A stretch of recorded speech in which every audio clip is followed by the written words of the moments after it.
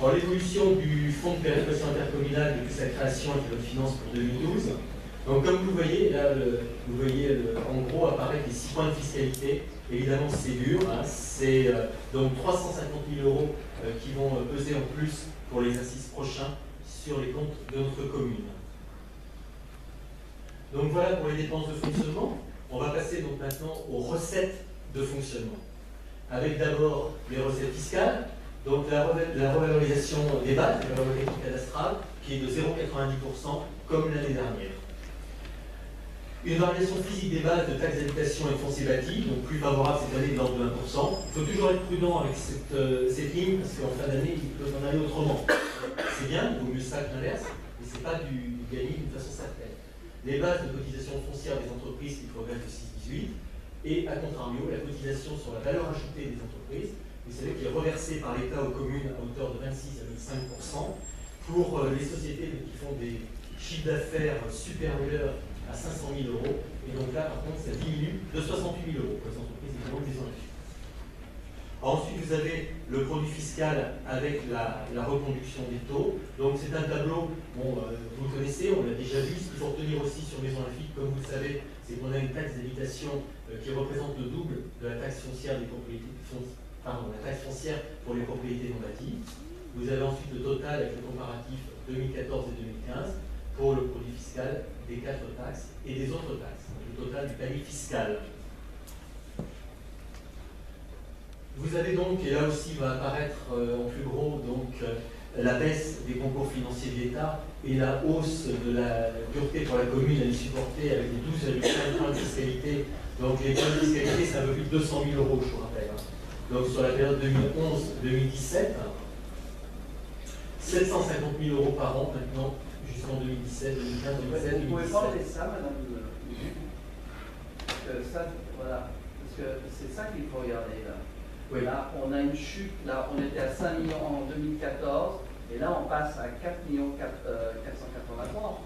Et ça fait... De 290 à 750 000. Ouais. Ouais. Tout à fait. Et ça fait évidemment très mal au niveau de l'équilibre de notre budget, de la recherche d'équilibre de notre budget.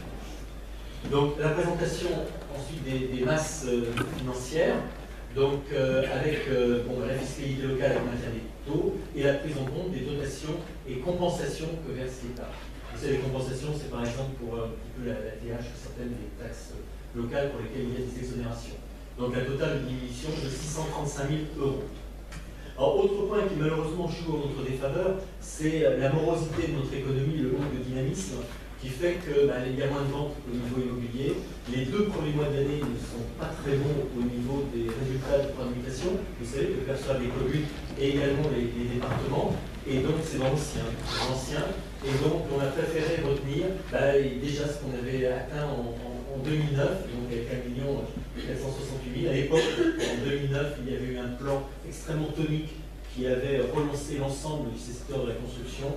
Là, on peut toujours espérer, à défaut d'avoir. Et donc, on a pris une prévision à 1,5 million. Juste un mot, voilà. C'est la première fois en 25 ans que je préside ce conseil municipal que les prévisions que nous avions mises au budget n'ont pas été atteintes. On avait mis 1,7 million l'an passé et on a eu 1,662 340. C'est la première fois que ça arrive vis-à-vis de nos prévisions.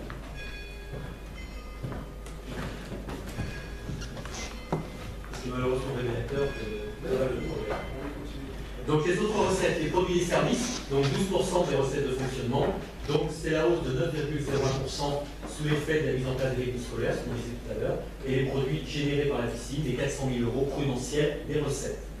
La redevance par hippique, là aussi, ça dépend du nombre de jours de course, donc on est un peu prévoyant, et on a préféré retenir 50 000 € de moins, en fait, passant de 400 000 à 350 000 €.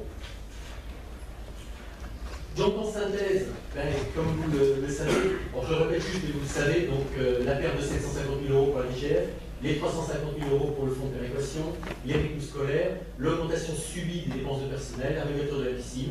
Donc évidemment, ça passe par une réduction de l'autofinancement et à terme, un recours plus important à l'emprunt.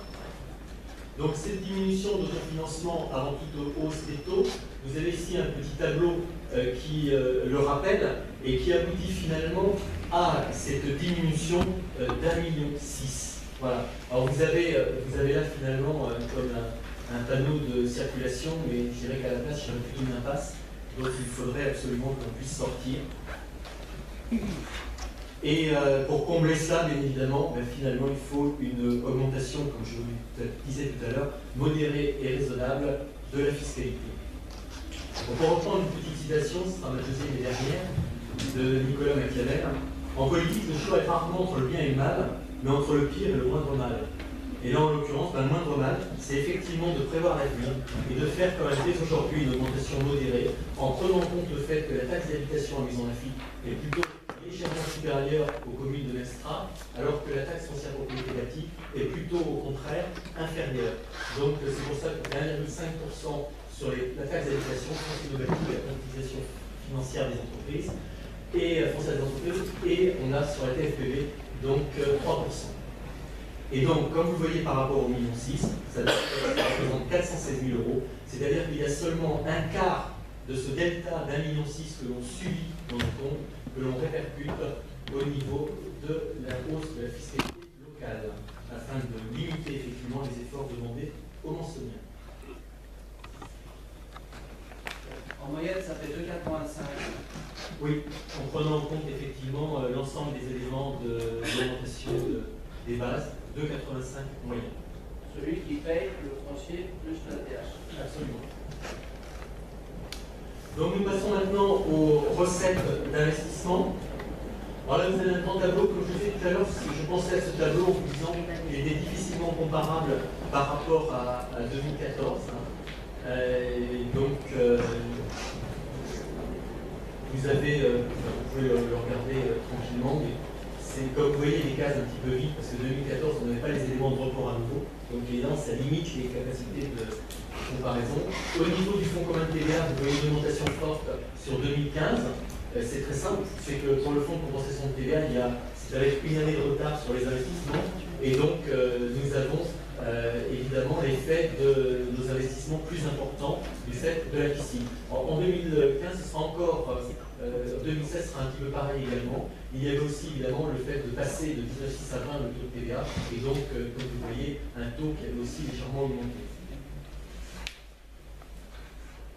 Au niveau des subventions d'investissement et d'autres recettes, donc là je passe rapidement, c'est la TLE dans sa nouvelle définition, le produit des amendes de police et les subventions en report. Sachant également que, pour mémoire, donc on rappelle les soldes des subventions du département et de la région pour 480 000 et 320 000 €, et la réserve parlementaire aussi, le Centre national de l'Union du sport, par rapport bien sûr à la piscine, et la subvention du CIGEF, donc de 25 000 €.